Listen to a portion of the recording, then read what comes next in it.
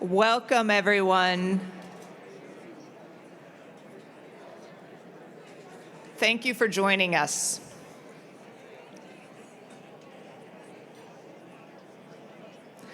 I'm going to start by asking a question of all of you. You don't need to respond,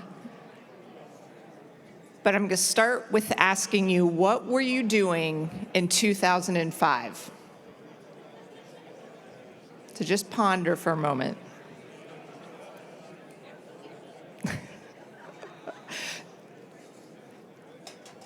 (2005), what were you doing? I think some of us in this room were barely walking, because I know some of our students are in this room.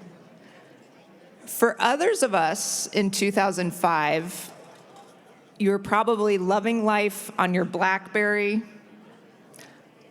You'd never heard of YouTube because it just came out that year.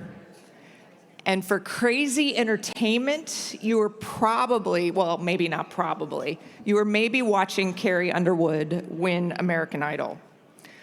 That's 2005. It was a different era. And it was the year that the Center for Real Estate was formally established, and we had our first annual conference.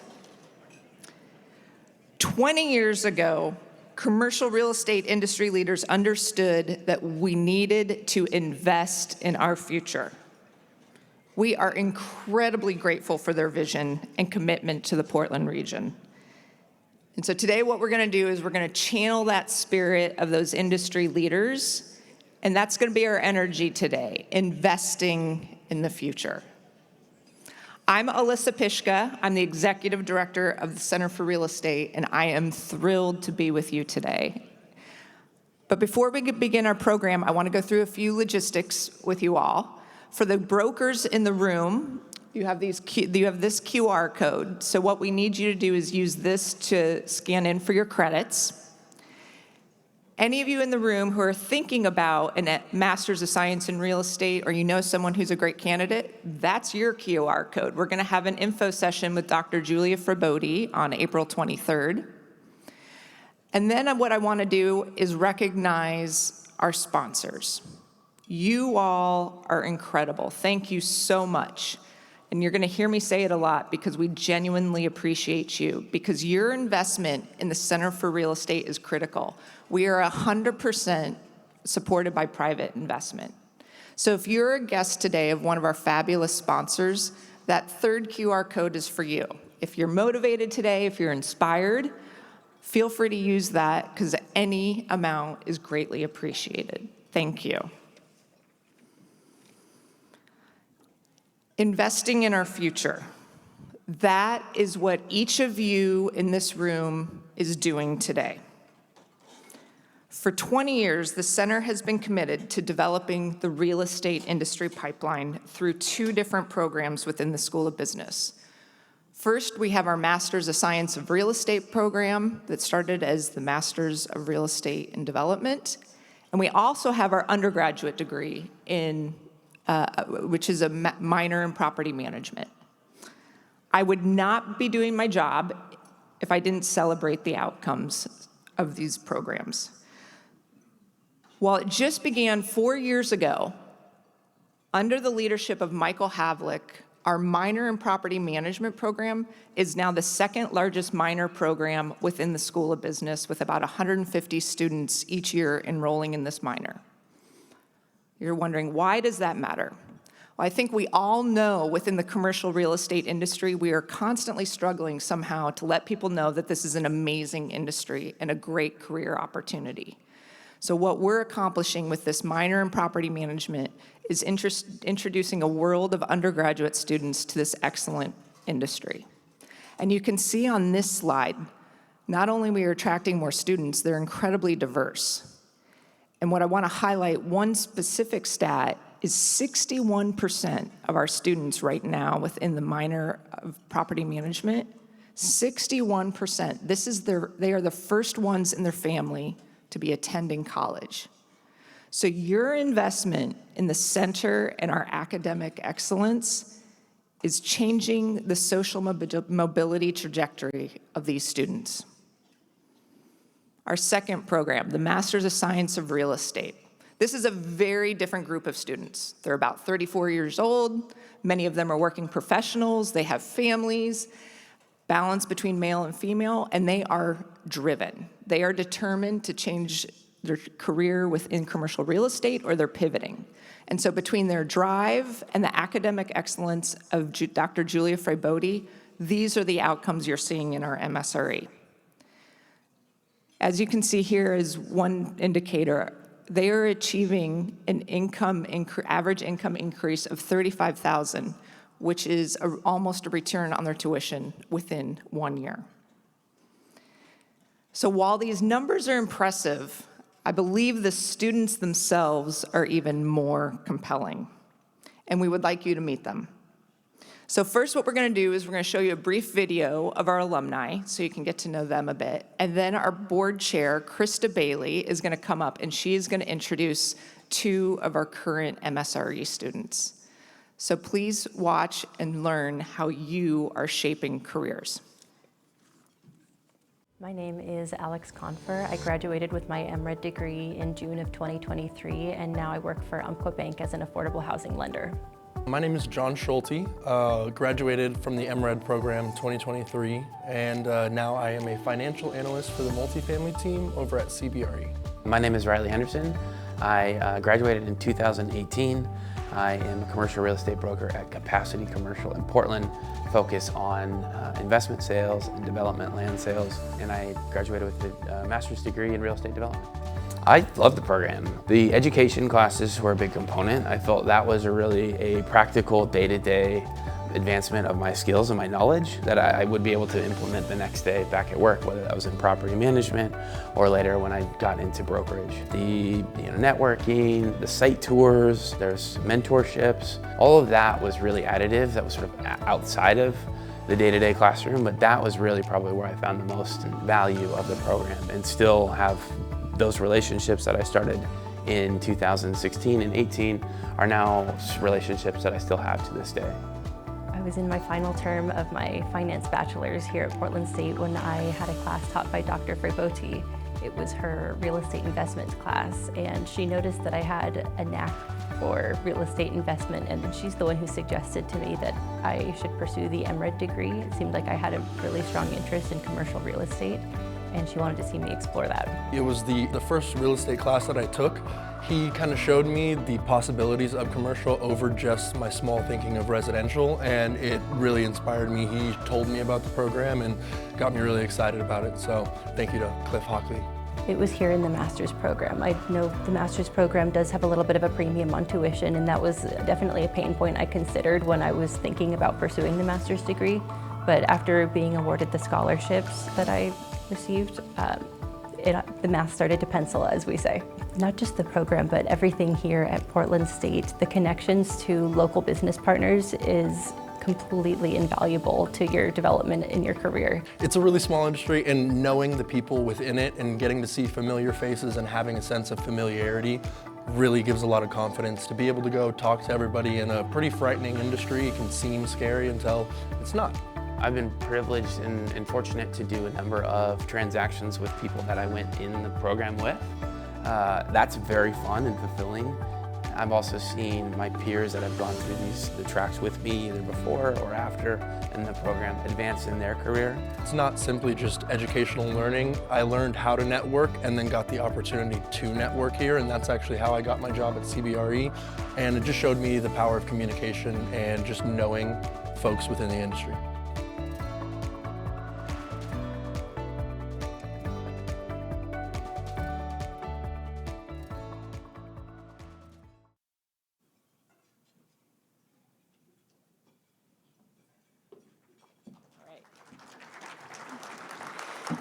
Way too quiet, guys. Those are some great success stories. Let's give a round of applause for all of that. And obviously only a fraction of what has been accomplished in the first 20 years for the Center for Real Estate. Good morning. Let me add my welcome and thanks to our sponsors for all of you to be here today. I am Krista Bailey, chairperson for the Center's Advisory Board. While I signed on for a one-year gig as chair, here I am finishing my third year. And no, it's not any easier to be up here in front of all of you, but also you will be spared silly jokes. You saw all the reasons I am here and hopefully why you are too in the video. I've been active on the advisory board since 2017, and few experiences have been more rewarding. I've been a mentor, I've guest lectured in a class, I've done project competition coaching, but coming together with a diverse cross-section of industry colleagues to support the Center for Real Estate is both fulfilling and engaging.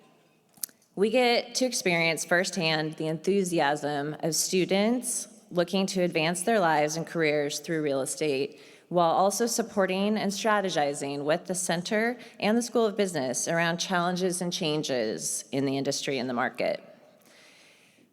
While I had no idea that over my chairperson tenure I would help navigate substantial changes in leadership, both with the center's executive director and the dean of the School of Business, the focus on giving the students fair, meaningful, and supportive connections and learning environments never wavered.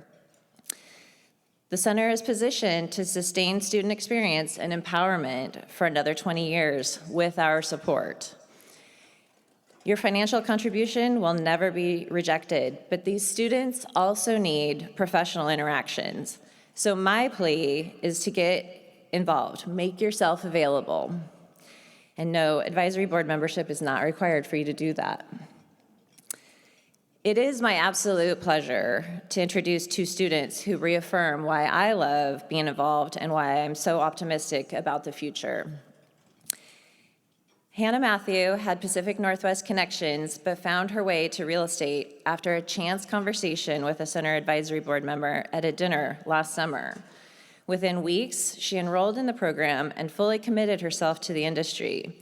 Today, she's the co-chair of the Real Estate Emerging Leaders Club and a real estate analyst at Cushman & Wakefield, building on relationships, taking on new challenges, and approaching every opportunity with curiosity and initiative. And Kenny Adams is a self-starter who has drawn from the Warren Buffett playbook on business and embodies a perfect embrace your network example. Ever ready to learn something from every person he meets? In the short time the North Carolina transplant has been in Portland, he's diligently pursued education and work experience, already combining his studies with hands-on intern work at Killian Pacific. Hannah and Kenny are each going to tell you more about their PSU path.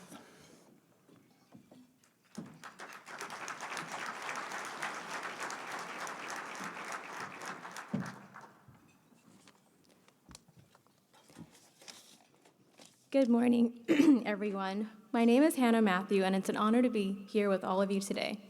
5 years ago, I was living in New York City, working for a tech startup when the COVID-19 pandemic reshaped everything overnight. As New York became the global epicenter, I booked a one-way ticket to Portland, trading the concrete landscape of Manhattan for Portland's urban forest.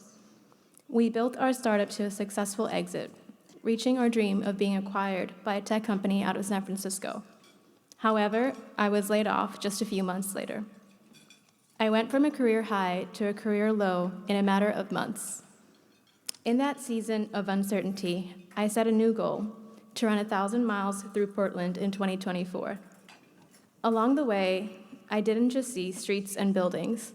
I saw patterns, where capital had flowed and where opportunity had been left behind. Without realizing it, I had started studying the built environment long before I ever set foot in a real estate classroom.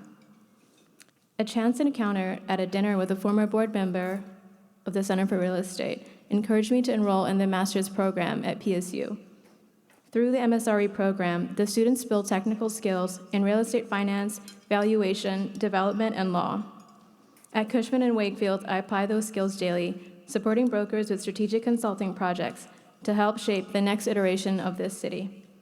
And through my work as co-chair of the Real Estate Emerging Leaders Club, I help strengthen the connections between students and industry, preparing more young professionals to contribute thoughtfully from day one. I'm grateful for those who have shaped my development.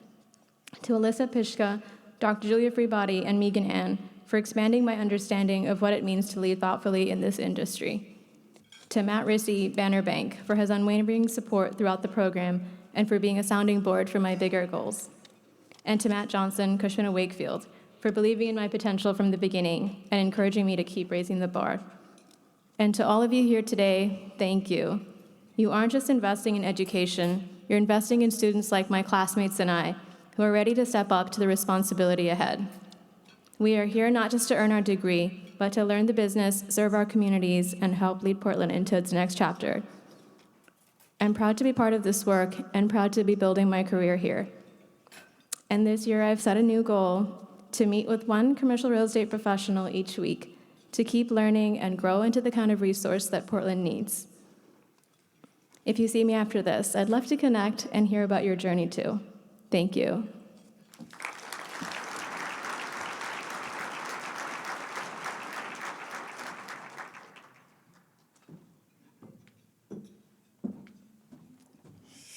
Wow, hello, everyone. I'm Kenneth Adams. As Krista mentioned, I'm from a small town in the rural South called Havlik, North Carolina. I was telling her a couple of weeks ago, the running joke from my hometown is that our biggest building is our local neighborhood Walmart. And that was built after I graduated high school, by the way. So where I'm from, there's not a lot of opportunities, not a lot of resources, but thankfully I had two great parents who instilled in me the habit of working hard, and they also allowed me to chase my dreams. So my first dream was to pursue a career in sports, and I did that. And then fast forward, this time last year, I decided to pursue a new dream, and that was to chase a career in commercial real estate. But I didn't really know how to do that. Unlike sports, you can't turn on the TV and watch commercial real estate and like, that's it, that's how I'm gonna do it.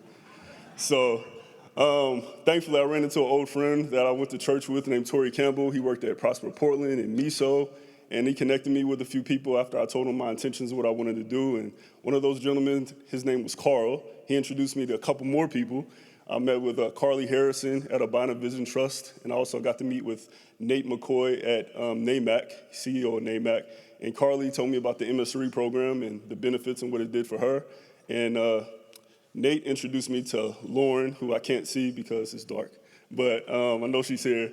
And Lauren, we sat down for coffee, and she not only allowed me to take part of their shadowing program, so I got to see real estate development firsthand, but she invited me to this event. So this is truly a full circle moment for me, because I was just in the seats looking at all you amazing people, and my first thought when I came in was like, Portland State put this on? Okay, Portland State's kind of lit. So this is pretty good. So I was pretty excited. I looked at Ida and her sister's video. I saw the students stand up. I was like, yeah, I think I should try to do that. So I connected with Julia, Alyssa, and Sydney afterwards, and they invited me to campus. They told me about all the great benefits of the program, the amazing support, the alumni, what I would learn in the program and why I should join it. The only thing they didn't tell me is how hard the program was going to be. I didn't know I was going to learn waterfall structure and finance 1. I thought that would be finance 2, but that's okay. But we're learning a lot. I can even sit in Killian's meetings with development, and I can understand some of the things that Michi's talking about, which I'm pretty excited. But in all seriousness, this program continues to evolve. It's not the same program it was last year.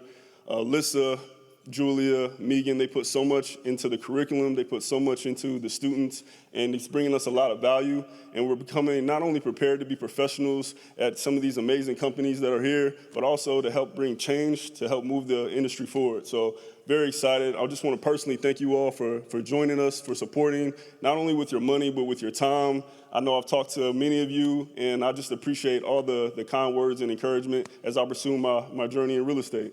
So again, thank you, and I'll exit left. All right.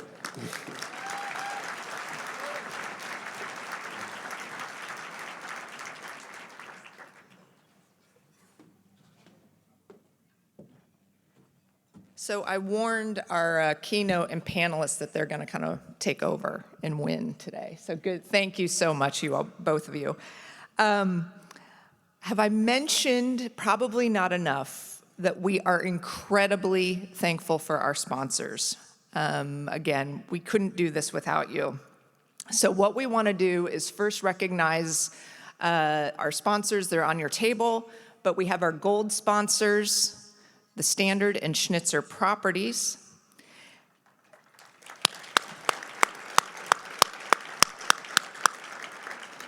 And we want to give a moment to highlighting our presenting sponsor, the Willamette Light Brigade.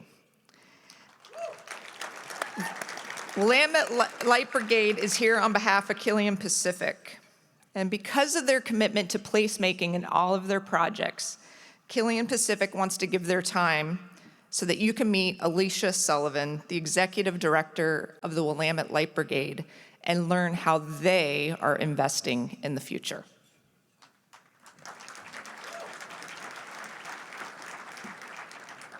Thank you, Alisa.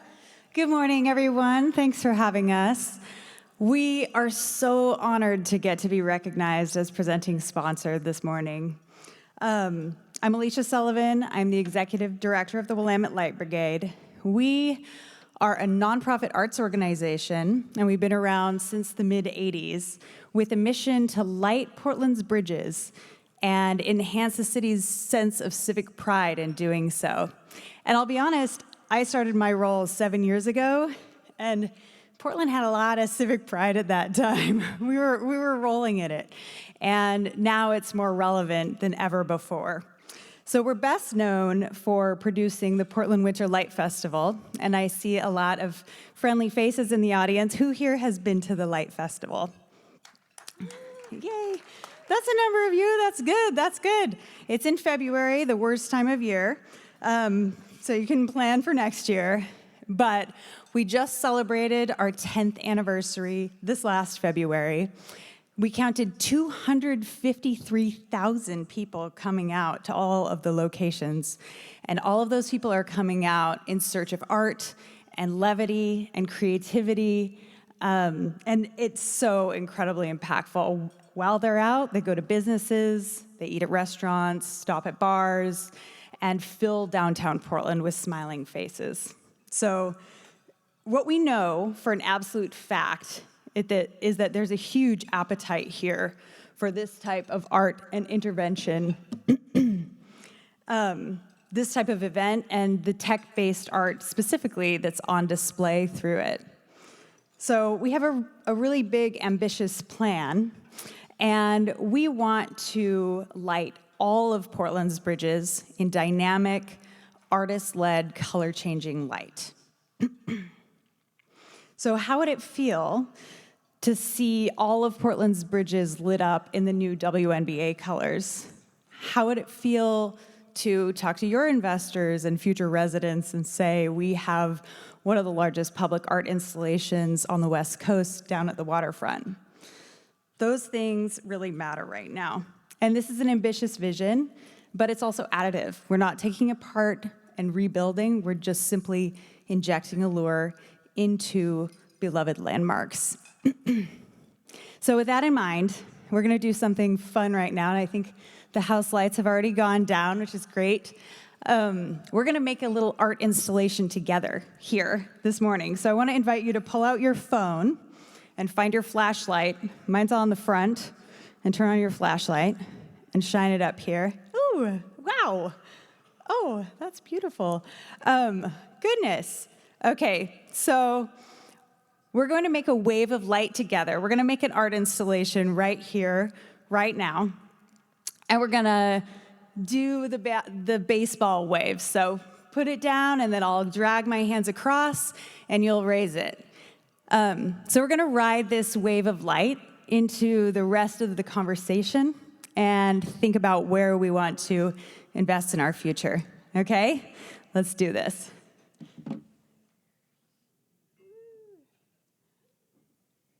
Oh, wow.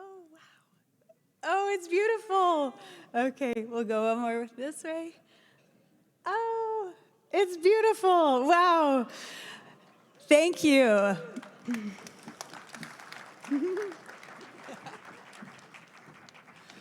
Thank you, Alicia. How are other cities across the country investing in the future?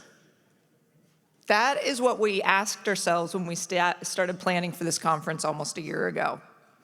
Fortunately, we discovered Tracy Hayden Lowe.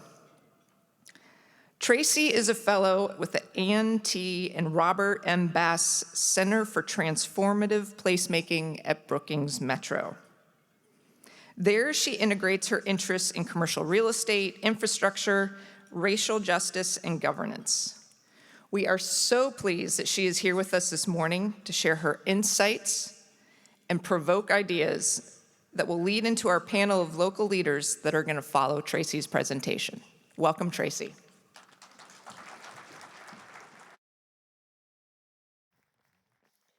Good morning. I wish I could have seen what those lights looked like from up here. I hope we have a chance to do that. Okay, thank you so much for inviting me here today. I very much appreciate Portland State reaching out and inviting me to be here with you. It is really nice for me right now to get outside the Beltway and just touch grass or timber or concrete or steel with you here on the best coast. In DC right now, it is pretty much the sound of chainsaws. We are seeing an attack on institutions and intellectuals that equates these bodies and people with waste, fraud, and abuse. At the same time, we've already seen the end of Pax Americana, generations of relative global peace and prosperity guaranteed by the United States, as well as a potential national recession triggered by collapsing immigration, flirting with a radical shift in trade policy, and or starting a trade war with China. I am not an expert on trade policy or foreign policy or macroeconomics, but I will offer a few observations about all three of those shifts working backwards. On trade and border policy changes, we've heard a lot about how these will impact the price of goods for consumers, especially food.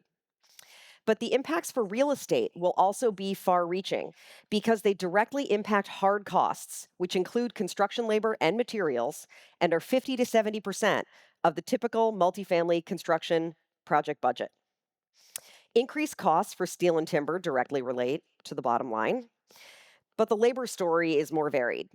I ran some numbers I downloaded from the Bureau of Labor Statistics, and the immigrant share of the workforce in building and grounds maintenance, 40%, is higher than for any other single occupation, followed by farming, 37%, and then by construction, 35%. This map from the Urban Institute shows how that last 35% national aggregate figure varies from state to state. So in Oregon, the share is quite low, but in the Sun Belt, it's much higher. Reduced labor availability is likely to also significantly impact costs, but that might take longer to become clear and will vary more from place to place. I'm going to go ahead and declare the European security crisis out of scope and expertise for me.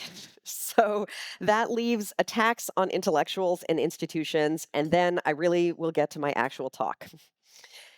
And I think thinking this through a little bit will help. What do college professors and real estate developers have in common? Both of these professions have material conditions that look a lot like privilege to those outside the sector, and that they use those material conditions to do work that some argue has no wider utility or benefit.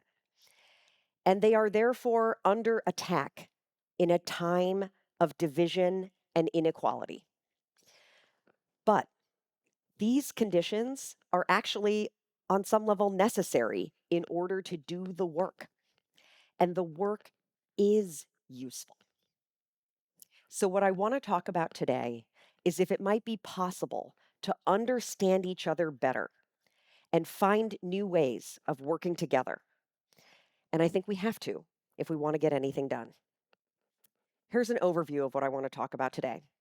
How should we understand the challenge of the current moment? How do we respond? And then more literally, in detail with examples, what does it mean for real estate? That's what I'm going to go through. First, the doom loop. Okay, raise your hand, please, if you've heard about the doom loop and how cities are over. We've all heard it. Portland is a growing region, but like many US metro areas, with increased growth has come increased inequality. And downtowns are inevitably located at the center of all of that. So that brings us to the doom loop. All right, something causes reduced demand for downtown, urban revenues fall, there's less money for services, got to cut services, but reduced service quality reduces demand, and you end up in a vicious self-reinforcing cycle. Wait a minute. What's happening here? It looks like you're trying to make a rhetorical point. Can you be more specific than something? Yes. Okay, fair point, Clippy. What I actually meant to say was that the doom loop is not about cities and it is not about downtown. Change is always happening. The economy, demographics, the climate, what we need from place is always evolving and sometimes quickly and in a disruptive way. So places need to adapt. Okay, we have to be flexible, but we also need resources and information and trust in order to adapt. But we know that there is very unequal and uneven access to those needed characteristics and resources across place. And so some places are resilient and nimble, and others get stuck. Once you're stuck, your place is at a competitive disadvantage, meeting the needs of residents, employers, etc. And thus, you end up in a self-reinforcing cycle where you get outcompeted by other places. This is not about commercial real estate or offices. This is about the need for places across the spectrum, from urban to rural, to constantly adapt to the way that the world is always changing. We spend a lot of time thinking that growth and change are bad and that it's something to be managed. What would it take for us to see growth as good and something to be cultivated? I think we'd have that attitude if we felt like if we didn't have that sense of scarcity, of competition, if we felt like we had what we needed in order to adapt. But I argue that that kind of reframing only happens when the private sector, the public sector, and communities are gathering on the same side of the table, which rarely happens. So now I'm going to tell you a little bit more about my work, which is to try to set those kinds of tables and help people gather. I'll start by acknowledging that it might seem kind of weird for someone from the Brookings Institution to be popping off on this topic. Brookings was established in 1916 as the nation's first independent organization devoted to public policy research. You may remember us from such breakaway pop hits as the Social Security Act, the Marshall Plan, and the League of Nations. But fast forward to 1997, and our country was facing a really different set of disruptions. Cities and their downtowns were struggling with the ramifications of white flight, suburban sprawl, suburbanization of jobs, deindustrialization, mass incarceration. So Brookings scholars dove into the fray to address those issues head on, launching the Metropolitan Policy Center to make the case for the economic power of the American urban core at a time when a lot of people were writing cities off as dead. The turn of the century brought a renaissance for many cities, or at least stabilized many. New condos, new streetcars. Is this sounding familiar? Also, new concerns about gentrification and displacement. Inequality between neighborhoods got worse. In 2018, in response to those place-based challenges, Brookings Metro founded the Center for Transformative Placemaking, where I work, with the mission of growing more great places for every resident of every region, regardless of race, income, or community size, so that everyone has the opportunity to live in a place that supports their well-being. Our theory of change is twofold. It's important to invest in the people and places that have been historically marginalized, but that one of the most effective ways to do that is by connecting them to strong city and regional economies. We have to do both. We are trying to address the big challenge that faces many American cities and regions. Inequality of income and wealth, geography and race are preventing places from meeting the needs of people.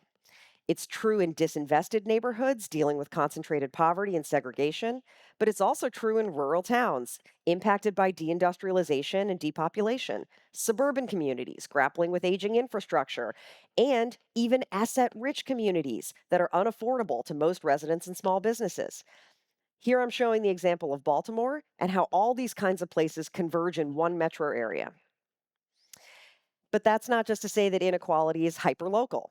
Across the US, research from my colleagues at Brookings shows that large coastal metros like Boston, San Francisco, San Jose, Seattle, and San Diego are capturing a very disproportionate share of today's digital economy growth.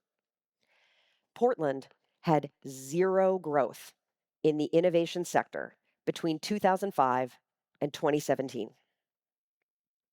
The impacts of the pandemic have been similarly uneven, hitting some people and places much harder than others, and creating some unlikely pairings in need of support to recover who do not know how to work together and will weaken their cities and regions if they compete. Okay, so here's our giant theory of everything. To restore community trust and belonging across regions, policies and programs need to be designed to bring traditionally siloed fields together in deep partnership with local stakeholders to ensure that everyone can live in an opportunity community. It's not enough to focus on one piece of the pie. Building third places is cool, creating jobs is cool, expanding transit is cool, but you have to do all these things in coordination together in order to get to impact. So that's where we came up with the idea of transformative placemaking, a new form of integrated practice. It's about doing all of these things at the same time, building strong economic ecosystems, strong built environments, but also acknowledging that the social environment is equally important and matters just as much as more traditional infrastructure work. And that we need stronger civic structures in order to get any of this done. Our civic ecosystems as they exist today cannot deliver the results that we need.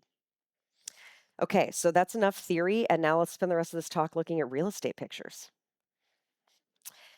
So I wrote a paper inspired by a book by Jane Jacobs. Maybe many of you have heard of her. She wrote a book like 70 years ago called The Death and Life of Great American Cities. And in that book, she wrote about two models of urban development: gradual money and cataclysmic money. She was, this was during the urban renewal period that she was writing this while she was living in New York. And her argument was basically like, we used to build cities like this. Now we build cities like this. We used to build cities like this. Now we build cities like this. And she was like, this change is bad. Let's go back to the old way. Well, what about a third way? Binaries are often oversimplified and reductive.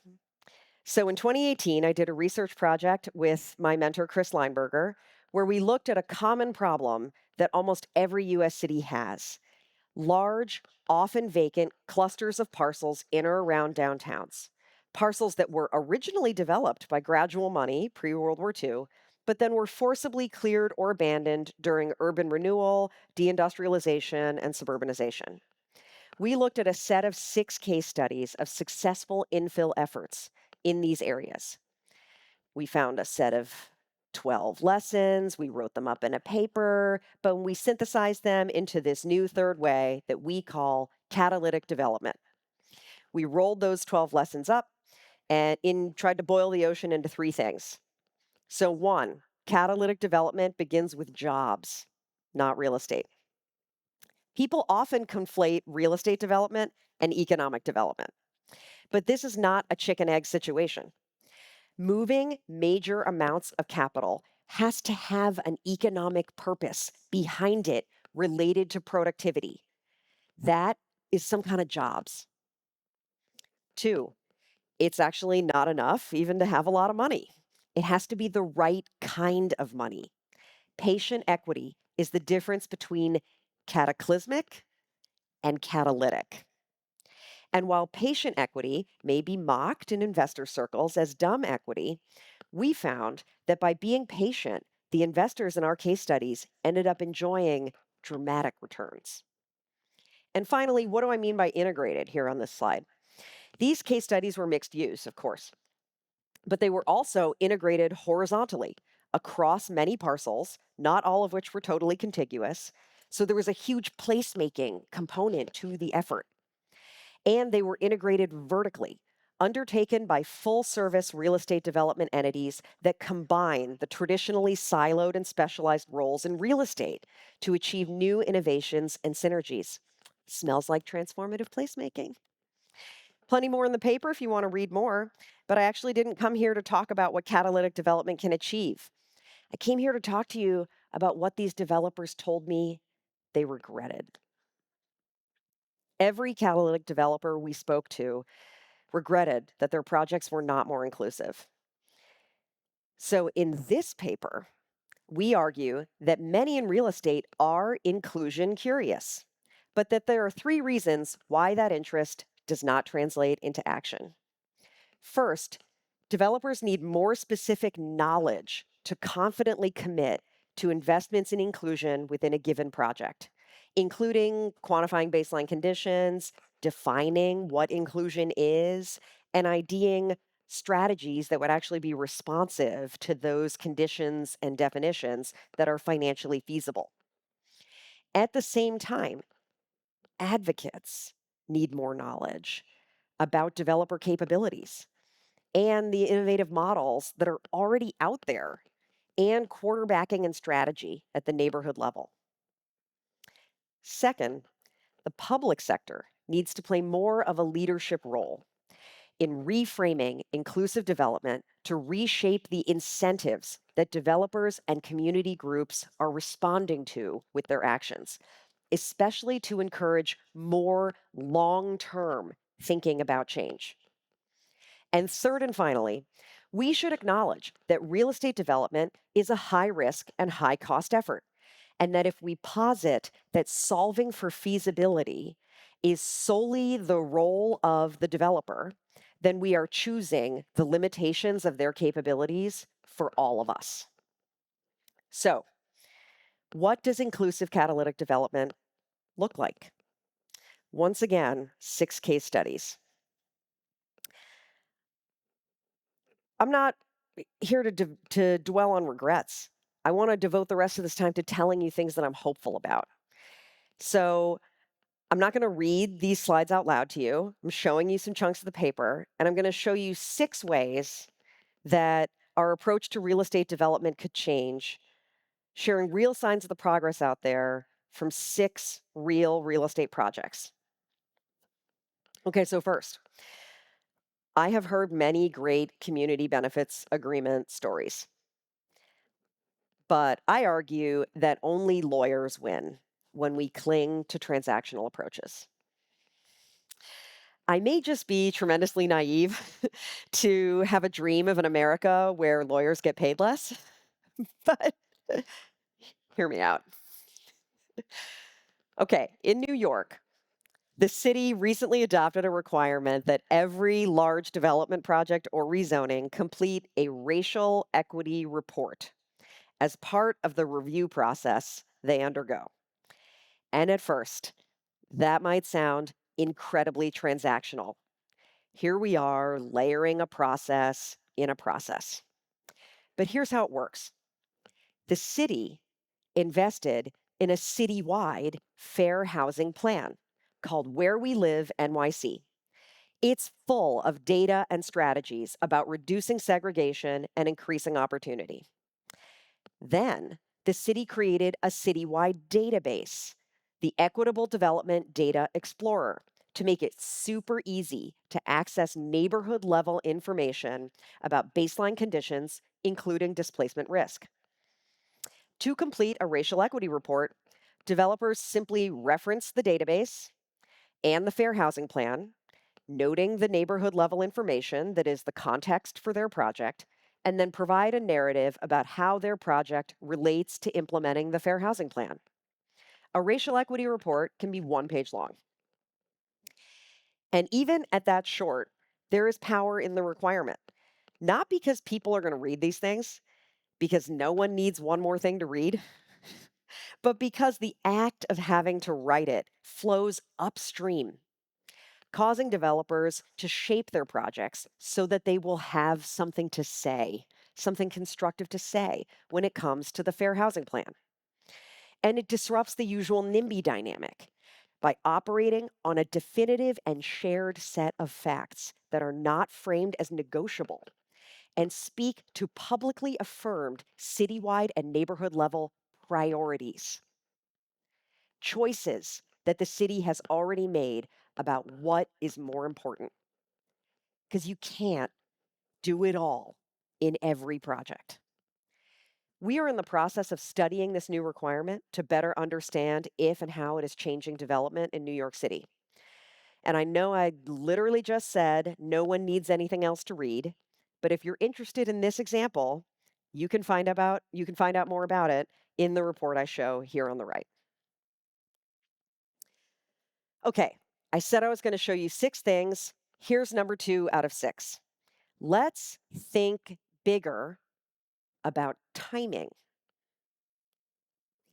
One of the best known examples of urban revitalization is the work of the Cincinnati Center City Development Corporation, which over the course of over 2 decades has transformed the Over the Rhine neighborhood and downtown Cincinnati. In the early years of their work, they did not build a single unit of affordable housing, and they took a lot of criticism for being gentrifiers. I am not going to take a side in that discourse because I find it really reductive.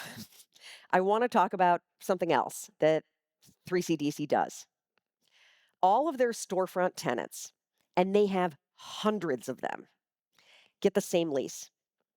In this lease, the rent has a tiered structure, either a de minimis flat rate per square foot or a percentage of net revenue. In this way, a legacy neighborhood business, like the Black Barber Shop that you see here on the left, can remain in place as long as they want, knowing their location is secure. While 3CDC catches an enormous upside when one of their tenants is a breakaway pop hit bar or restaurant. They have absolutely zero chain businesses in their hundreds of storefronts because in this model, local entrepreneurs have a close to indefinite runway to find their market and tune their business model. This is a game with all winners and no losers. Conventionally financed retail commercial real estate cannot operate this way. But it rocks so hard. We need more of this. And I believe we all want the world that is created when we do business this way. So, how can we work together to make it possible? To change the incentives and constraints that we're all operating under so that we can all win? Number 3, we're already almost halfway. When I was younger, I used to think that process really mattered, and I focused on it a lot. Now, I am all about outcomes. I really don't know what I was thinking before. Right here in Portland, you have one of the most innovative and inclusive commercial real estate enterprises I have seen in my whole career. And it is a replicable model that is ready to spread and scale. I feel so much urgency about it. At the East Portland Community Investment Trust, an impact investor made it possible to acquire a shopping center that was in foreclosure and mostly vacant, with tons of deferred maintenance. It was a dump, basically. There are so many shopping centers like this all over the country, dragging down their whole neighborhoods, and their ownership has to change for the conditions to change. But this impact investor is just the beginning of the story. John Haynes found an incredibly obscure securities law and turned the shopping center into an SEC-compliant, low-dollar investment opportunity in which residents of the surrounding zip code can, for as little as $10 a month on a rolling basis, buy shares of ownership in the shopping center. Believe it or not, the impact investor is getting paid back. And Plaza 122 is now fully renovated, fully occupied, and has paid an annual dividend to its owners every year since its founding, even as the shares have also dramatically appreciated in value. Owners that have accumulated a lot of shares have cashed out and had enough money to make down payments on their first houses. The whole process is incredibly cool. But American dreams coming true is much cooler.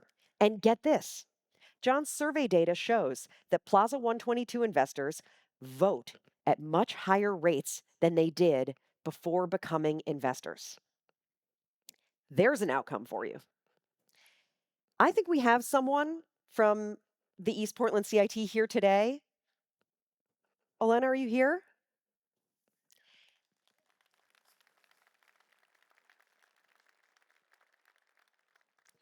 Everyone say hi, please. She's such a big deal. Okay, number 4. Let's keep rolling. We need to think big about what's good. A decade or more ago, Arizona State University decided to build an expansion campus in downtown Phoenix. I don't think even people from Phoenix would argue when I say that there's not much of a downtown to downtown Phoenix. And when people talk about this campus, they usually show this picture. As part of the campus construction, the university created a beautiful main green, it has this super cool piece of aerial art installed above it. It is definitely a conversation starter from a placemaking perspective. They can light it up all kinds of different ways. It's very alive and fascinating to watch in person, right? Because as the air moves and changes temperature, the piece of art moves. And, it's so cool. I've seen a bunch of other cities copy this. Like, I'll go to some city and I'll be getting a tour of their downtown and I'll be like, you got the string thing. I am not, and it is cool. I'm not trying to say this isn't like great or special.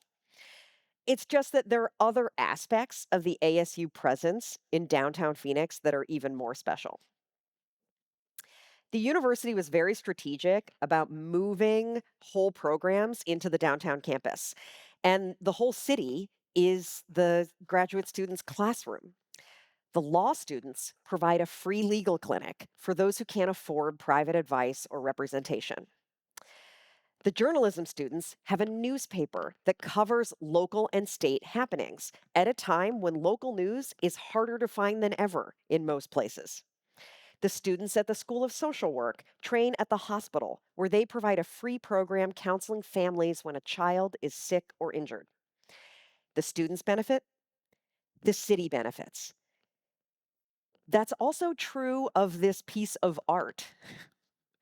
But all of these other dimensions add up to an enormous amount of collective impact, all of which should be counted, not just the photogenic part. And other cities and states should copy all of it, not just the cool string thing. Okay, 5. Every new markets tax credit project has to report how many jobs it creates. So, for example, if you're building a hotel, you estimate how many people are going to work at the hotel. But it's totally silly, right? Like, the hotel developer did not create those jobs. The hotel operator did. So, we're just like making stuff up, passing, non-fungible numbers around. These kinds of accounting farces happen because jobs are good It's something measurable, but it completely bypasses something far more powerful that real estate can actually do, which is share equity. Here is a new markets tax credit project. I don't care if it made any jobs. My friend and colleague Lanier Richardson runs a for-profit social enterprise that buys neighborhood shopping centers. I think he's got something like 10 of these in several different markets at this point, and he wants to buy more. Here's his structure.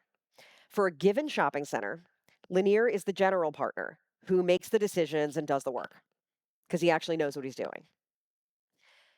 The community surrounding the shopping center is a limited partner who contributes working capital and receives a market rate return over time. In order to assemble the capital, at the time of acquisition, he uses a crowdfunding platform and runs a PR campaign. One neighbor might invest $20,000. Another might invest $500. It's basically a one-time stock offering, and he sets minimum and maximum goals for how much the crowdfunding campaign might raise. This money doesn't necessarily make or break the project. This isn't like, he needs this to close, right? And none of Lanier's investors are getting rich off of his projects. What this does is change the relationship between the community and the project. If the project does well, they will do well. And Lanier can also conclusively demonstrate to local governments that his project is wanted and desired by the community it is located in, which makes them want to help him too. All of a sudden, everyone is on the same side of the table. But was a job created? It doesn't matter. Okay, this is the last one. For this last one, I respectfully ask that we have no more meetings that could have been emails and no more meetings about meetings. I'm just kidding. Sometimes you actually have to do that. This is South Lake Union in Seattle. The real estate arm of Vulcan built this infill neighborhood in a formerly industrial area that when they started had just a couple hundred residents. And now it has thousands. But everyone who lives in this neighborhood basically is new. There are no community groups like in an established neighborhood.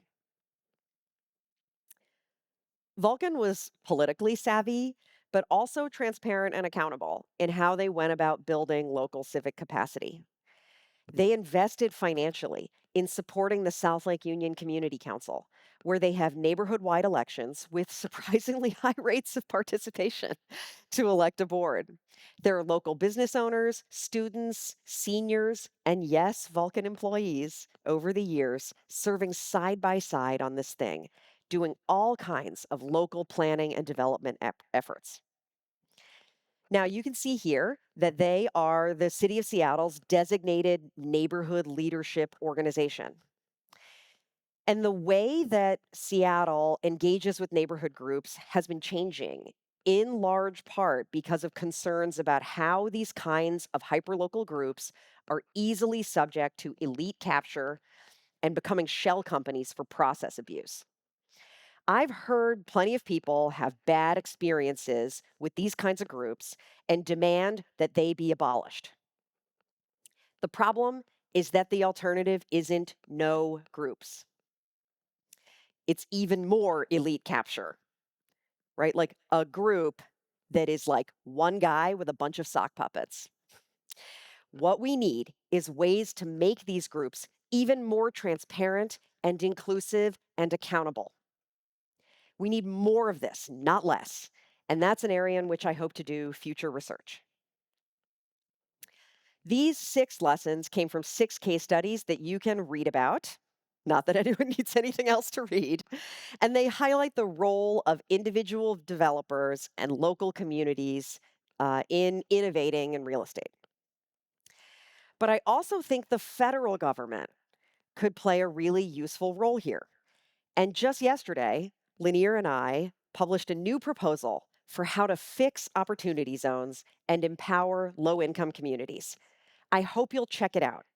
And if you like it, share it with your members of Congress.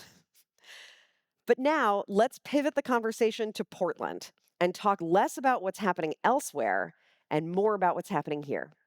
Thank you.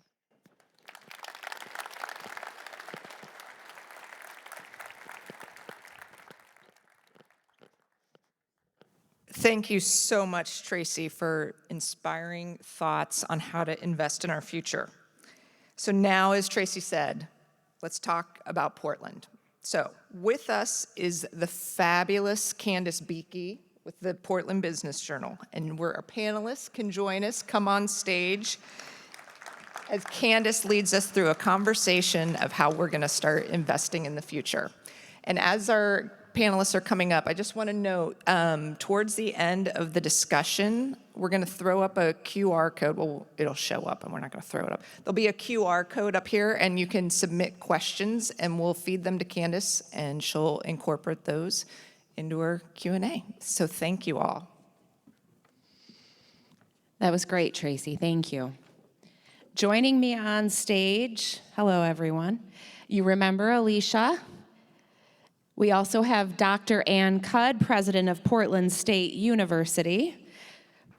Earl Blumenauer, former U.S. congressman and now a senior fellow at PSU. And I saw him with his bike helmet this morning. That's how you got here, huh? Good for you.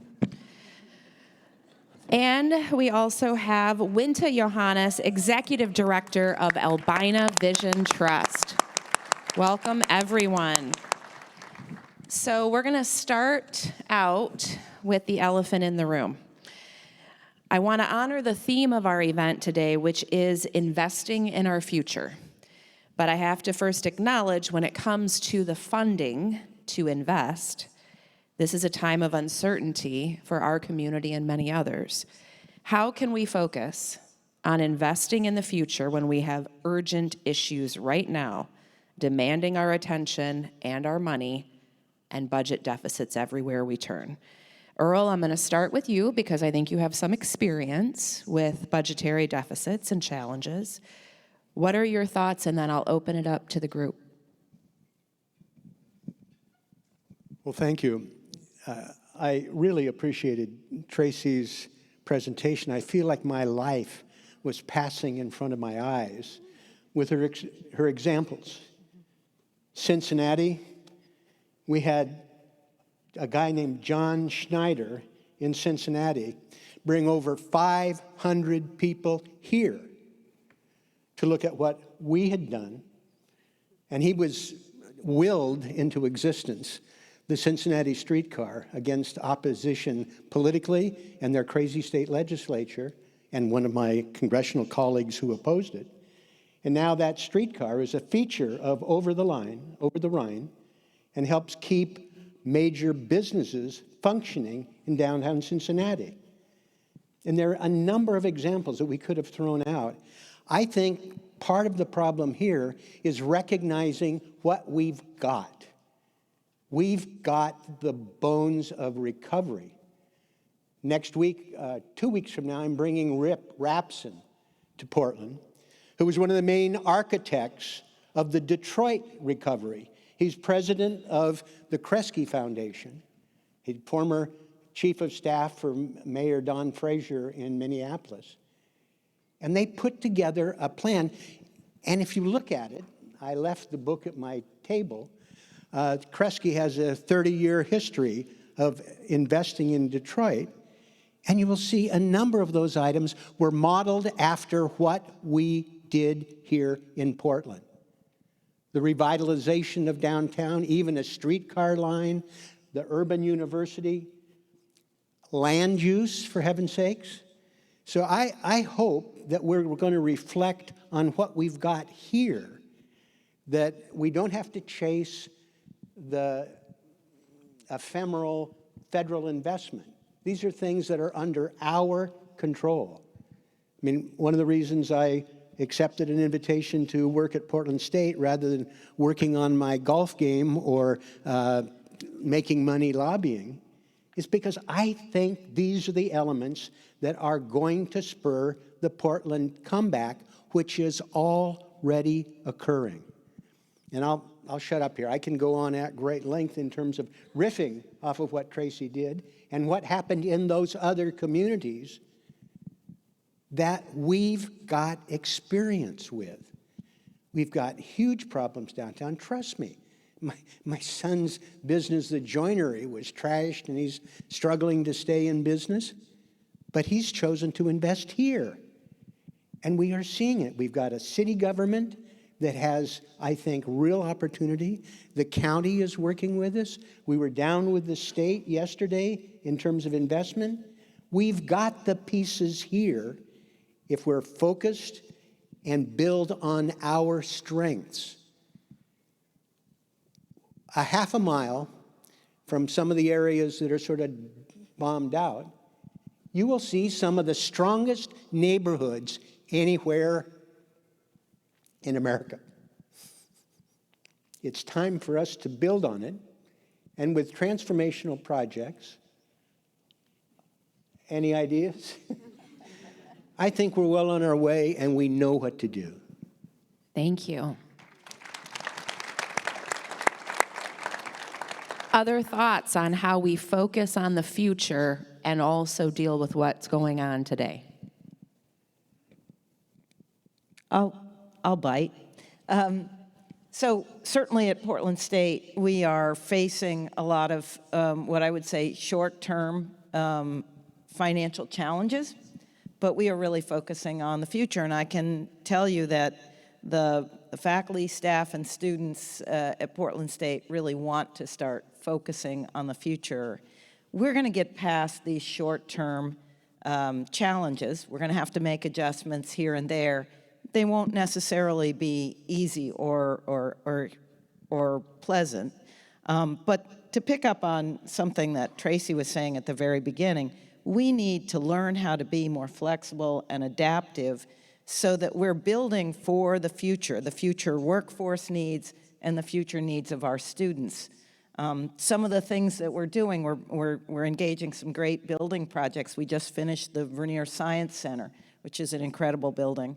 We're building the Schnitzer School of Art History and Design. It's a wonderful mass timber project that you'll be able to see if you drive by the 405. But if you go to the Portland Farmers Market, the Portland State Farmers Market on a Saturday, you'll see it at the end of the south end of the park blocks. It's a beautiful building. It's going to be a great thing for our students and faculty in that field. And then we're also, of course, working towards the Performing Arts and Culture Center, which last year at this time I was talking about that project as kind of aspirational. I'm really pleased to say that we're really moving forward with a lot of momentum on that project now. And then we will also be building some new housing, which we desperately need on the beautiful park blocks as well. So we are looking towards the future while we're also trying to adapt our academic programs to the evolving needs of our students and of our city. Thank you. Any other thoughts before I move on?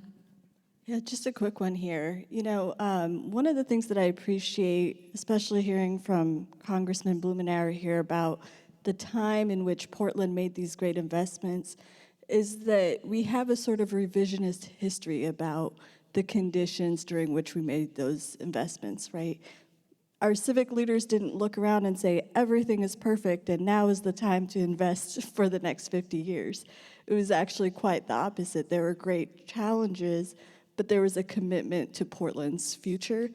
And I think as we weigh the trade-offs of investing for now versus later, we need to recognize that there actually is never a good time, right? We just have to do it because that's the only path.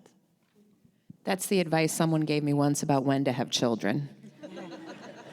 So How did that work out? It's fine. It is what it is, Earl. They're probably around somewhere.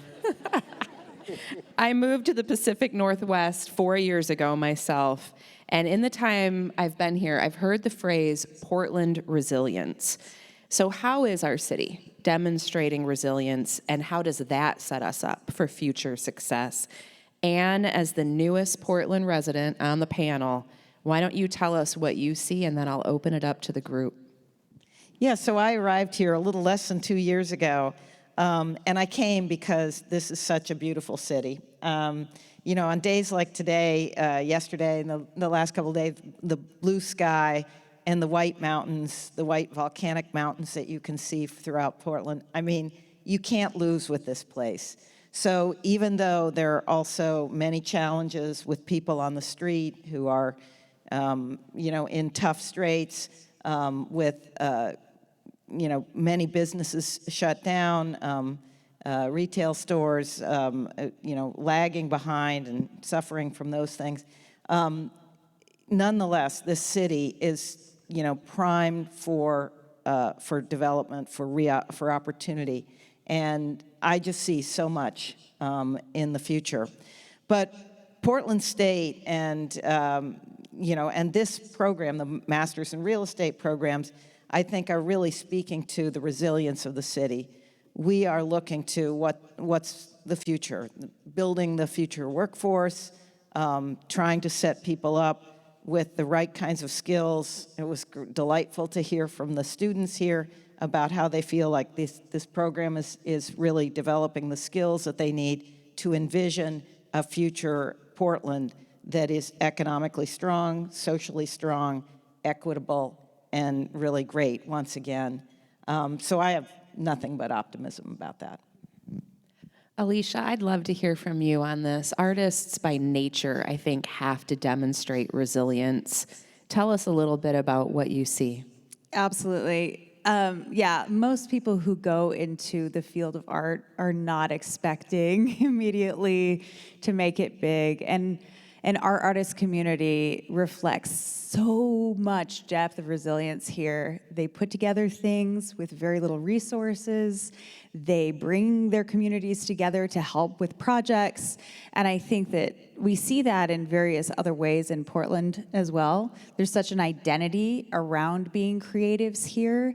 And I think innately that means resilience, and that means being willing to come up with different unusual ideas that can lead to where we want to go. Speaking, I mean, I could just elaborate slightly.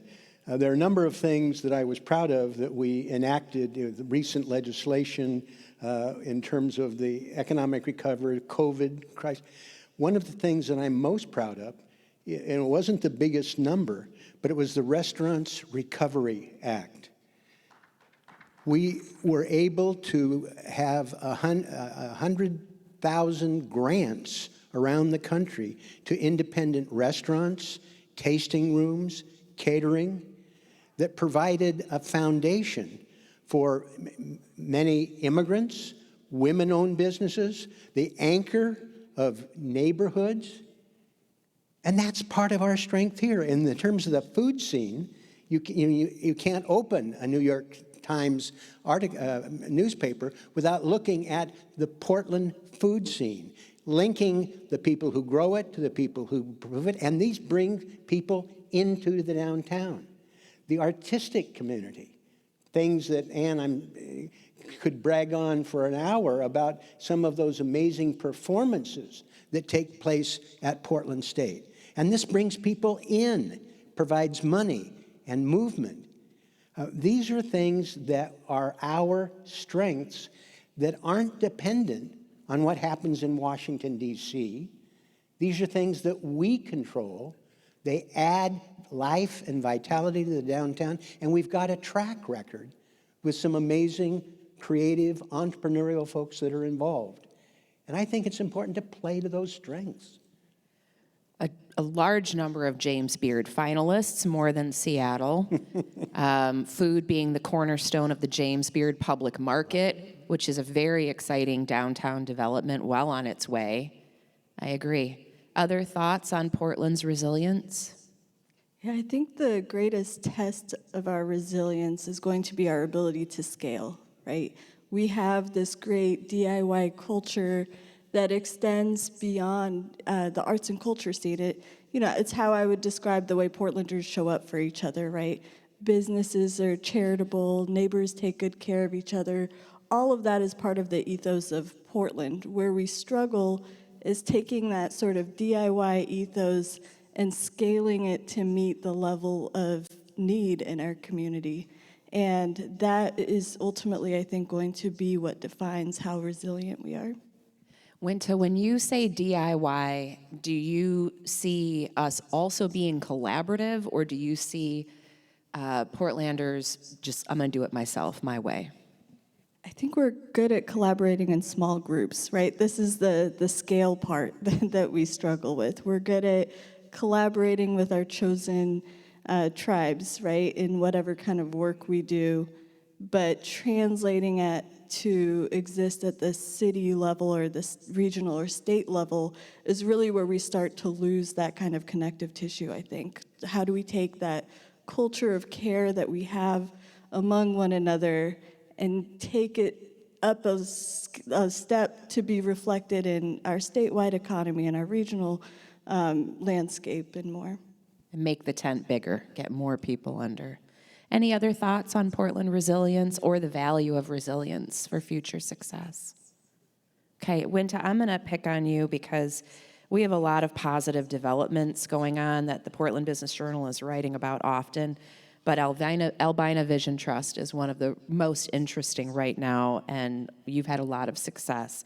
So one of those, I'd love you to tell us about what's coming with AVT, the role you see it playing in the greater Portland economic landscape in the future, and how did this all come to be? How did this vision get created? Sure. If I could get a slide. Candace, if it's okay, I'll start with your last question of where we started. So the slide that you see is really the thesis statement for the Albina Vision work. We started this work exactly 10 years ago when 24 or so folks were convened by former Mayor Charlie Hales to come up with a development vision for what was called the Rose Quarter area. And even though this was 2015 and other parts of the city were doing well, development in this particular part of the central city remained stubborn and challenging. And so when this group of people were brought together, they did something radically different. They said, let's take a moment to understand the history of this place that we're asked to come up with a development vision for. And they looked at the aerial images that you see in front of you. And what we can see really plainly is that across 7 decades, there was a level of destruction that can only be described as akin to having a bomb set off right in the middle of our central city. We took what was a thriving community described as Harlem on the Willamette, where 4 out of 5 Black Portlanders lived, and a community that was 50% immigrants, working class, and other non-Black folks, right? So this was a working class, multiracial neighborhood, and through eminent domain, urban renewal, we see that we completely carved a trench through the neighborhood and then demolished hundreds of homes, businesses, and all of the elements of a thriving community to make way for what is now surface parking lots, all kinds of tangled infrastructure, and a part of the city that people don't visit unless, they're going to a Blazers game or concert. And so when we looked at this landscape, a few things became really clear. One is that the level of destruction was so extreme that the development vision had to be guided by a really grand aspirations of who we can become as a city. That, we were looking at 94 acres of prime central city real estate on the river with only a dozen property owners, most of whom are public entities. And so what happens in this part of the city will very much define the beliefs, the aspirations, and the will of Portlanders today, right? We inherited this, but what we pass on for the next 50 years is ours to decide. And so this was the spark for the Albina Vision work. There were a few pivotal things that happened once the core set of values were established. One, there was recognition that this plan that was emerging could be handed off to a public partner for implementation, or the people could say, actually, we will be responsible for leading the implementation. And so the group chose the latter, and that's how the nonprofit was formed shortly thereafter. And even though the nonprofit was created to steward the vision, there was also an intentional decision to say, we are not the drivers or deciders of what's built here, right? We are going to actually be stewards in the truest sense, in that what is created in this part of the city has to reflect the best of all of us. And so that community engagement has been ongoing with a really clear eye towards outcomes, to Tracy's point, and acknowledging that if there was $1 billion of stolen wealth in just 7 decades, we had to figure out how to integrate wealth building into the actual development of this place. So that's the history of how we came together. Over the last few years, we've had tremendous success thanks to support from our friend here. We've brought in $450 million of federal funding to reconnect across the highway cover. Separate from that, there have been more than $250 million of other public and private capital that have poured into Albina to support its rebuilding.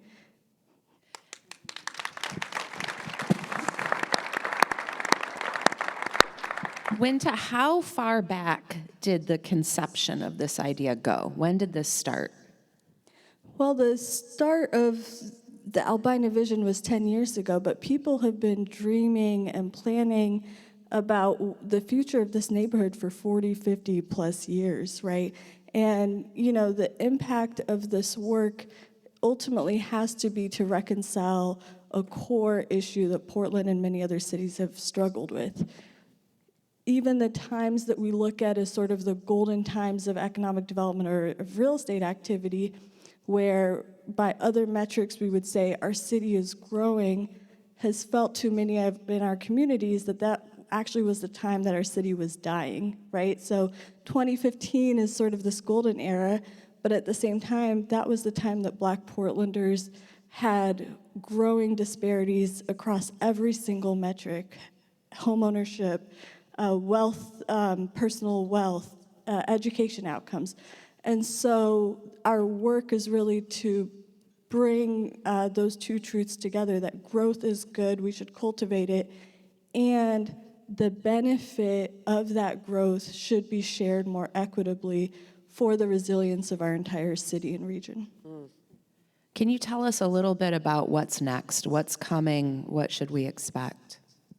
Yeah, we are gearing up for a really exciting summer. So just yesterday, we announced that Lewis and Clark College is our newest partner. They'll be building an education and entrepreneurship hub as part of the Portland Public Schools redevelopment. We're also preparing to open Albina 1 in June of this year, which is the first residential building to open in the district in 40 years. So we'll be welcoming families back to Albina. We are also going to close on the adjacent building, which is the last standing residential building in the district from before all of this destruction. So, you know, we are focused on continuing to growing our capacity as owners and developers in the district, recognizing that the paradigm where we have community organizations on one side of the table and developers on the other actually is not enough, right? We have to become the developers,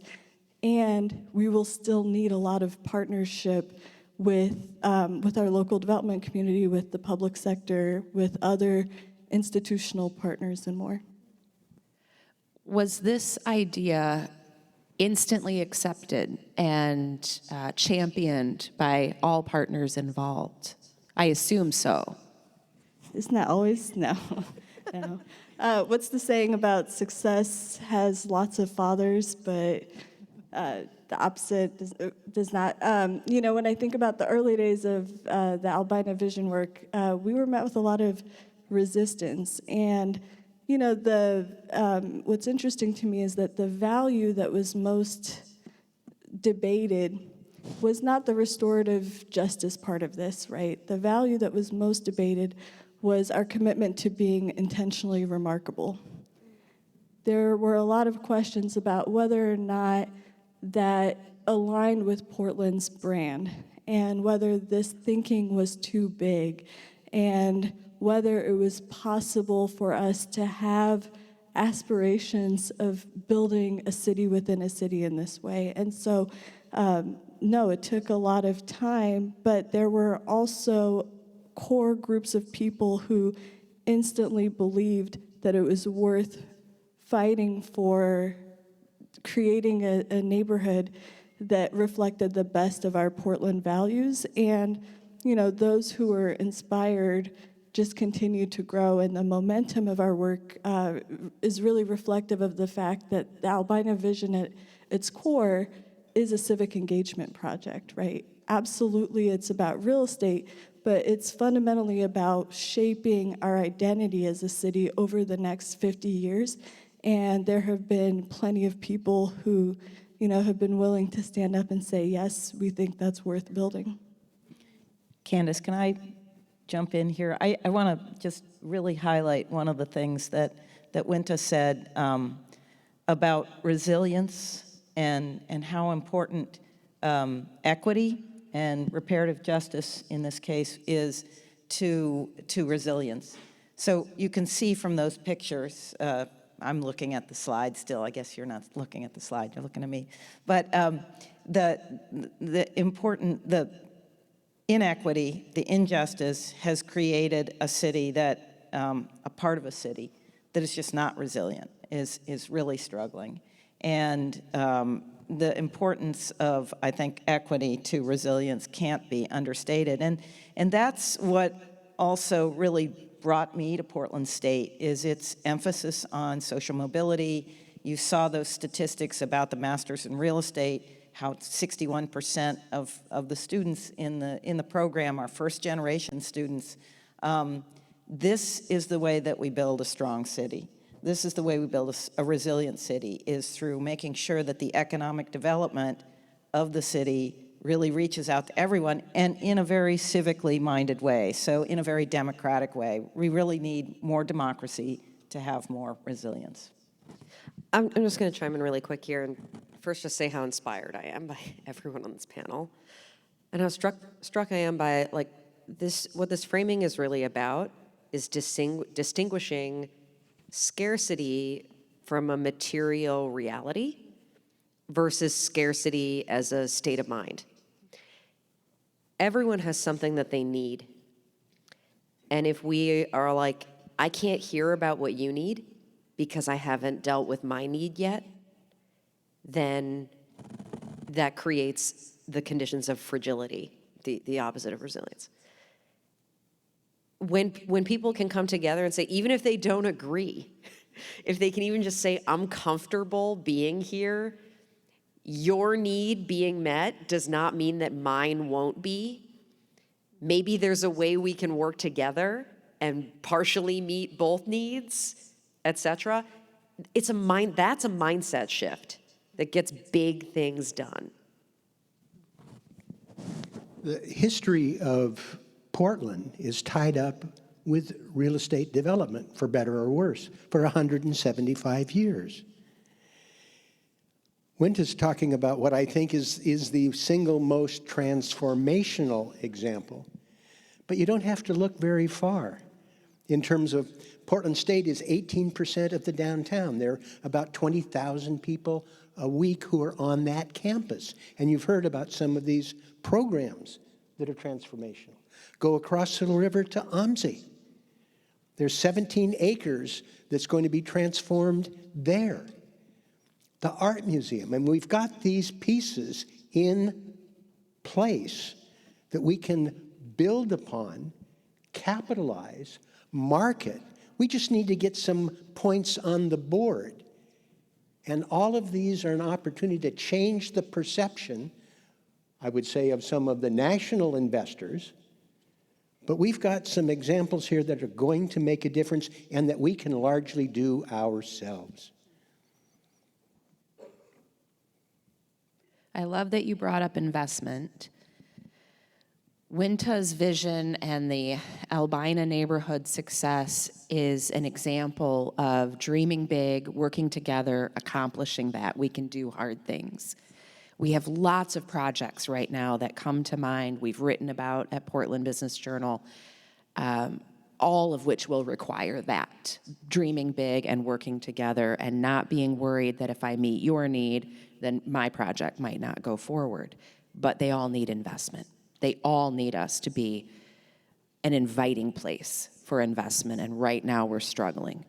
Tracy, what are your thoughts on Portland as a place to invest, how we can do better, and any barriers that you see that we have in that regard? Man, I think a lot of cities are struggling with this right now. That, like, you know, just to reflect back to my talk for a second, this like gradual and cataclysmic, like binary paradigm that Jane Jacobs was writing about. I think in the previous real estate cycle, a lot of cities felt like it was getting a little cataclysmic with the investment, and like they were just overwhelmed by how much change was happening. Even though a lot of it was positive, it wasn't reducing inequality, it was making it worse. And cities need a new set of solutions right now that will enable them to be real about what it takes to absorb capital, which is to be predictable, do what you can to minimize risk, and not, you know, impose society-wide costs on transaction-level functions. You got to figure out a way to do that while at the same time addressing the real underlying dynamic that makes cities want to reflexively refuse capital, right? Which is this fear that like change is going to somehow make it worse. There has to be some kind of grand bargain. And I see cities struggling toward this at a policy level by saying like, okay, we're going to find like the magic number for inclusionary zoning, and like that's going to be it. Or, you know, we're going to do rent control, or, you know, like they're struggling toward, like a lot of cities are trying out different policies to get toward that. And I think none of those are going to work unless they are designed with real estate and finance at the table. Practitioners, maybe we have some real estate and finance in the audience today. Like, you can do whatever policy, you know, and get after whatever social goal you want. But in all of my work, what I try to emphasize is that I am not the real expert. Practitioners have real expertise about how things work, just like artists have real expertise about how things get made. The people who are close to the problem need to be listened to when solutions are created, or you're just going to end up breaking the entire system.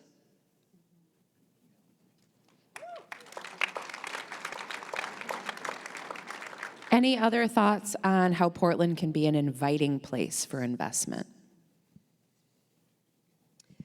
Portland should do like a huge positive earned media campaign. Like aside from just like becoming a more predictable place to absorb capital, as someone who's like not from here, every time I come here, I'm struck by the tremendous assets, how beautiful it is here. It's wonderful, but the national reputation is like Trump sending in the National Guard to like fight anarchists and hobos or something. Like it's terrible. And like that's not the whole Portland story. So like get points on the board, wins, and then celebrate the heck out of them everywhere. Be like, I dunked once, I'm Michael Jordan. I don't care if that's a little deranged. Do it. Be a little crazy. Be a hype person for your city.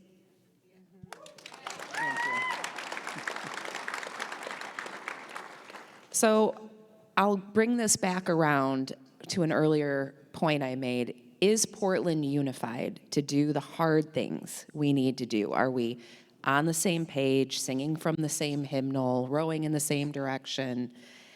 Alicia, I'm going to start with you on this one. I think actually building on what Tracy just said a little bit, we can't do everything, obviously. We need to point our horse where we want to go. And I think we need to full-throatedly point our horse and get behind some things. Right now, there's obviously an incredible amount of momentum in projects along the waterfront. There's dots on either side of the river, including Albina Vision Trust and OMSI. Our project has the ability to amplify all of these things, and there are many more. Human Access Project, incredible things. So I think it is about not being afraid to be remarkable, like you said, Winta. I mean, that's incredible to think that we'd be allowed to do that and that we can step into that space.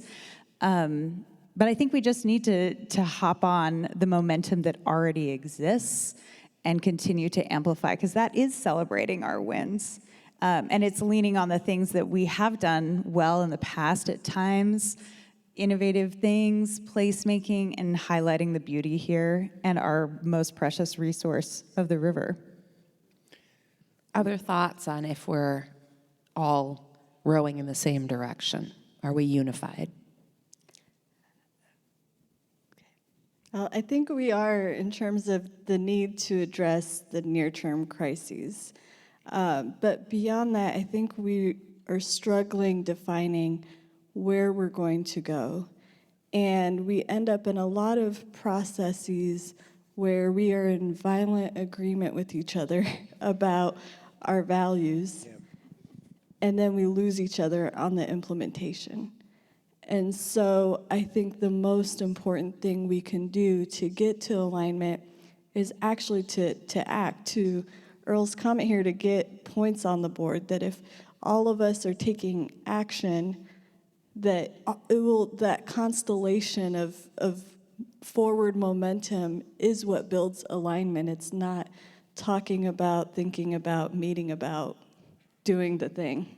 Let's do the thing. Well, I mean, there's a Portland paradox that has occupied a lot of my time. I mean, we are doing amazing things. The voters have been very generous to us, providing resources. We've got some very innovative people here. But our outcomes, we've not been rigorous about outcomes, and I appreciate, Winta, you focusing on that. We shouldn't settle for mediocre experience in terms of education, given the resources and the commitment. We shouldn't forget where we came from. I mean, I'm sounding like your grandfather here, but I remember the Crips and the Bloods, violence in this community, when we lost population in the 80s, when Portland was a model of how not to be. And we as a community have focused on that. And alignment occurs when we are focused on things on which we agree. We want our families to be safe, healthy, and economically secure. And we have enough examples of where we've been able to do that, that I think we ought to draw strength on that. And there are new ones that are coming down the pike. And I think standing up and shouting, being aggressive, acknowledging candidly the problems, but rolling up our sleeves, working with the new city government, with the county, the state partnerships, some of these amazing projects, I think the table is set.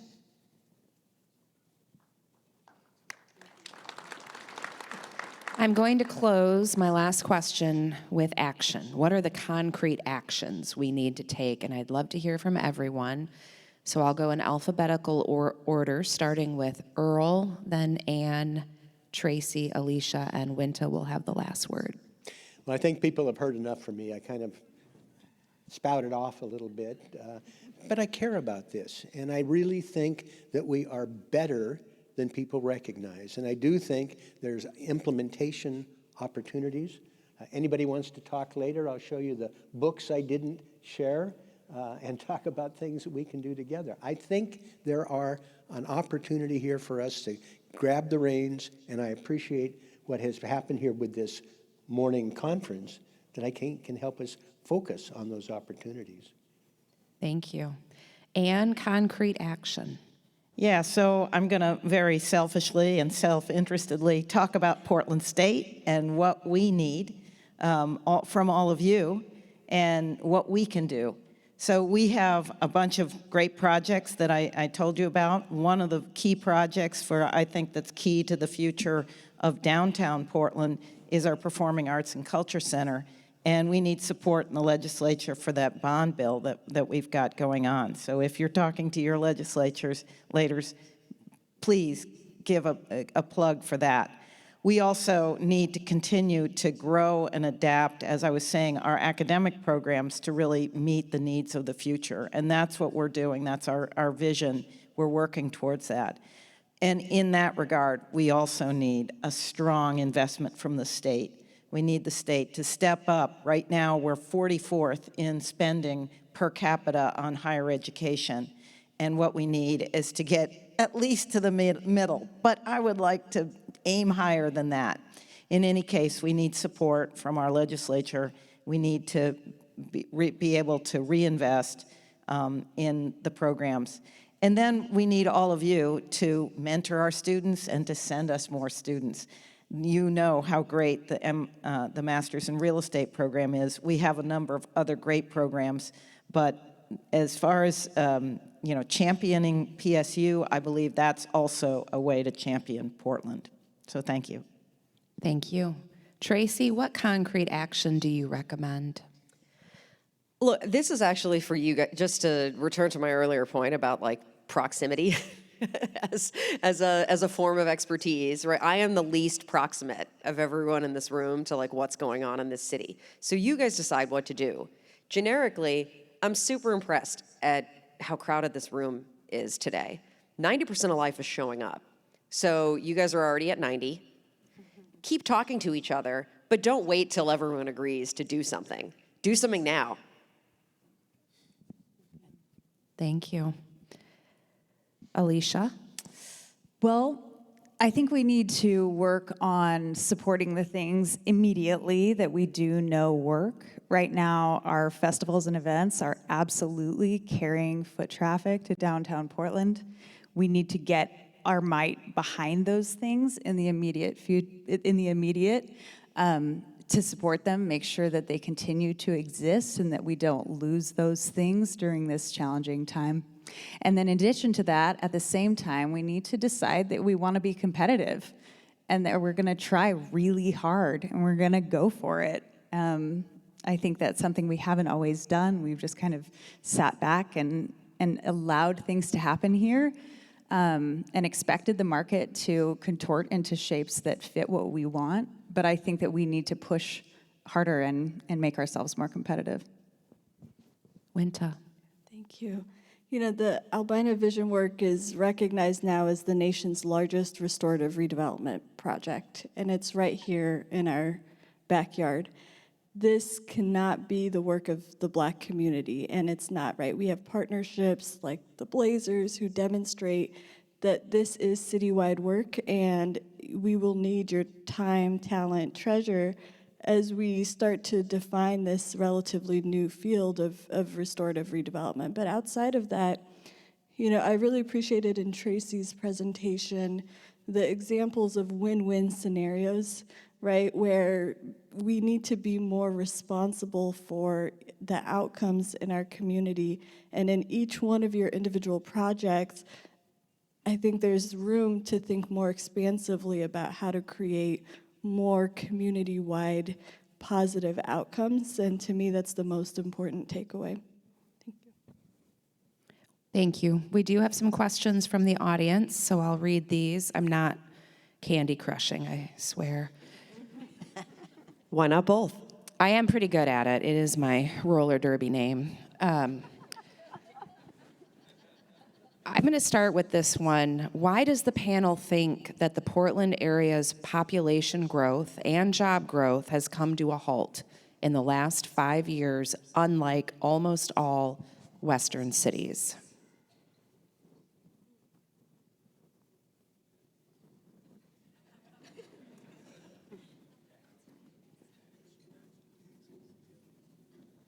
I think we've seen a convergence in ways that are really deeply troubling. We were attacked by the federal government. We lost control of the fentanyl crisis. Our unique revenue structure compounds. And the thing I mentioned about the Portland paradox, I think there's been less emphasis on actual outcomes. And the collective impact of all of those has not been pretty. But I mean, that's one of the reasons why I'm back instead of working on my golf game. I think there are things we can do here to build on it because the fundamentals are strong and we deserve it. Did you mention the tax structure in Multnomah County? I mentioned the unique, I mean, we have a situation where people have been better at designing initiatives to pass than to work. There are ways to reconstruct some of these things to be more equitable. It starts part on the state level. I mean, our competitive states, I shouldn't even say this as a former elected official, sales taxes that have a different model. But it's the combination of these things are self-inflicted.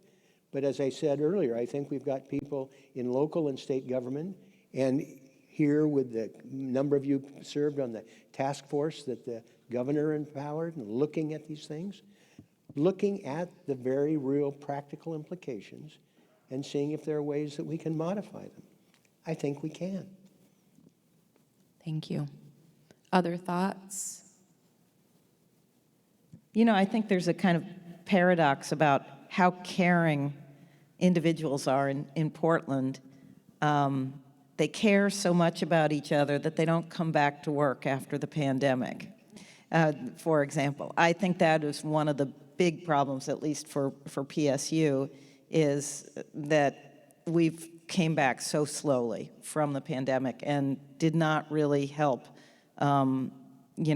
increase foot traffic. After all, we're 18% of downtown, and so we really had a big obligation there that I think we haven't really lived up to. And I think that's true across.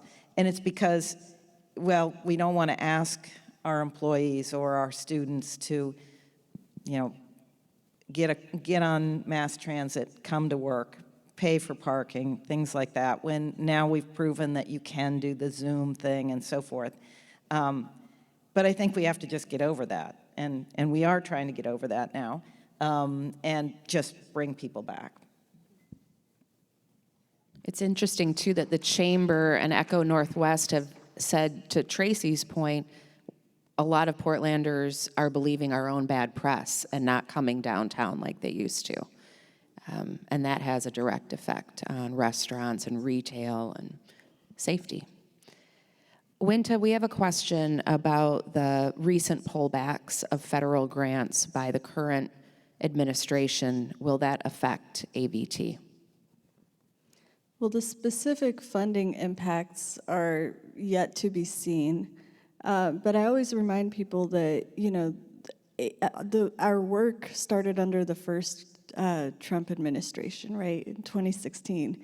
And so I think the success to any long-term vision like this is in its longevity, that, we've lived through multiple election cycles at this point, federal, state, and local, that have all had different impacts on the work, but our strength is in staying focused on what our ultimate goals are, and then being able to pivot to different parts of the vision that we can implement based on the political conditions. So, being able to set a really focused agenda and bring people together towards its implementation is why we're able to survive those sort of political headwinds.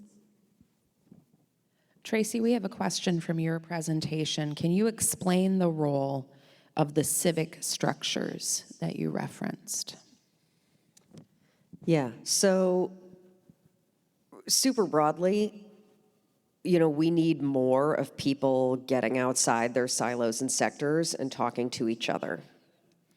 And when we don't proactively create the structures and spaces where people can do that, the alternative isn't, oh, no one's talking to each other, we're just chilling. It's that people are having tiny secret meetings. and they're not getting to know each other and each other's needs and what each other has to offer. So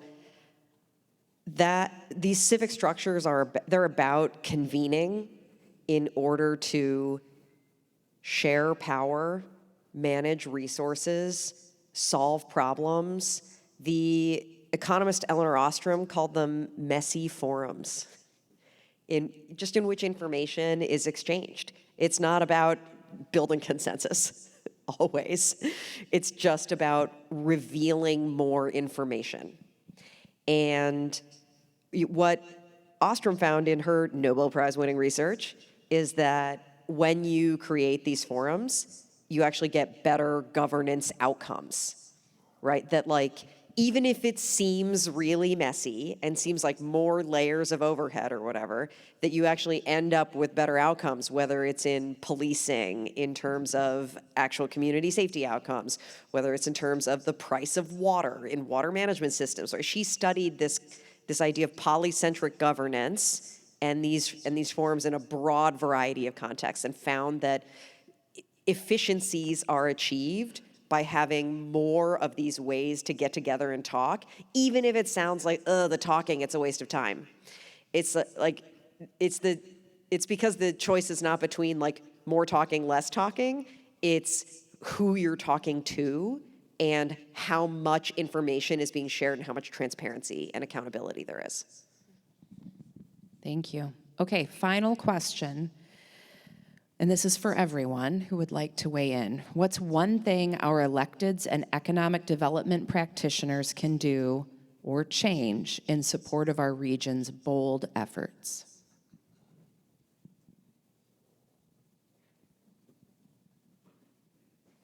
I have a thought on that one. I think that they can work towards the answer being yes. I see other cities who have Nashville's gone all in on music and, noise ordinance be damned, right? Like all in on these things so that the answer to the interesting projects that are going to continue to lead to more of all of the things that we want can happen. Yeah, I'll build on that and say that the most supportive action we can get from our electeds at this point is to really focus on the fundamentals. As I think about the impact to federal funding, for example, where infrastructure funding might become more uncertain, we actually need our state legislators to deliver on promises that have been made in transportation and infrastructure more broadly. And the same is true of the new city council and metro, that when our governments are functioning well at their core responsibilities that really only they can do, it leaves room for others to be successful in ways that leverage that investment. Thank you to the entire panel for your wisdom and insights and thought. Thank you.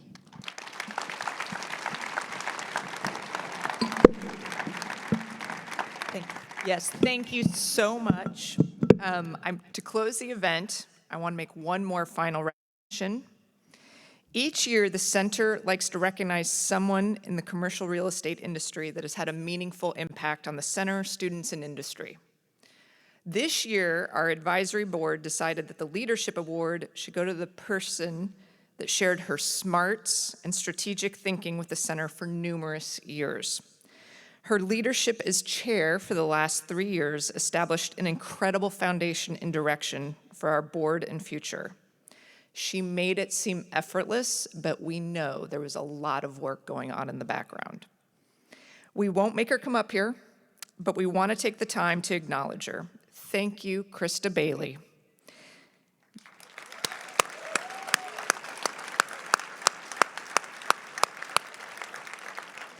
Thank you for your time, energy, and grace that has truly made an impact on our students and the commercial real estate industry.